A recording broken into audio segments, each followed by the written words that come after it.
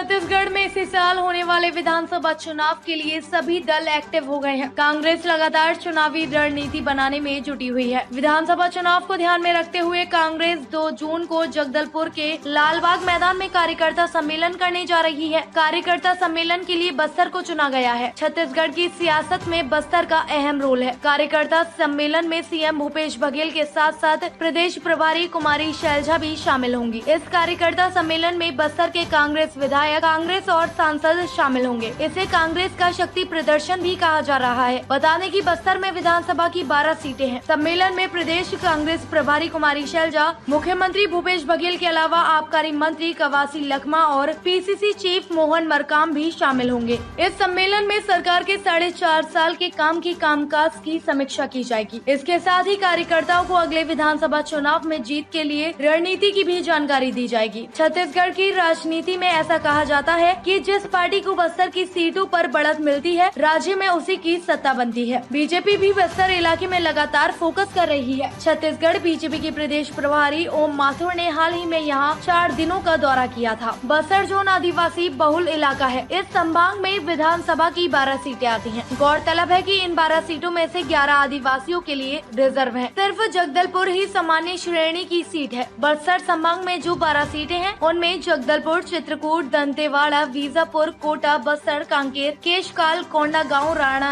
नारायणपुर, अंतागढ़, भानु प्रताप शामिल है। माना जाता है कि बस्तर संभाग के आदिवासी मतदाता एकजुट होकर किसी भी पार्टी को समर्थन देते हैं और पूरे राज्य में इसका असर दिखाई देता है। मतलब राज्य में आदिवासी मतदाता किसी पार्टी के साथ जाएगा, ऐसा माना जाता है कि वह बस्तर से ही तय होता है। यही वजह है कि भाजपा और कांग्रेस दोनों पार्टियों के लिए बस्तर बेहद अहम है। छत्तीसगढ़ विधानसभा चुनाव में बस्तर संभाग सत्ता की चाबी माना जाता है। इसकी वजह ये है कि बीते कई चुनाव में देखा गया है कि जिस पार्टी ने बस्तर में जीत हासिल की, राज्य में उसी पार्टी की सरकार सत्ता पर काबिज हुई है। बता दें कि साल 1998 में कांग्रेस ने राज्य में सरकार बनाई थी। उस समय कांग्रेस ने बस्तर में 11 सीटों पर जीत हासिल की थी। इसी तरह साल 2003 विधानसभा चुनाव में भाजपा सत्ता में आई तो उसने बस्तर में 8 सीटों पर जीत दर्ज की। 2008 के विधानसभा चुनाव में भाजपा ने फिर से सत्ता हासिल की। उस वक्त भी भाजपा ने बस्तर में 11 सीटों पर जीत दर्ज की थी। बीते 2018 के विधानसभा चुनाव में भाजपा का बस्तर से सुपड़ा साफ हो गया और पार्टी सत्ता से बाहर हो गई।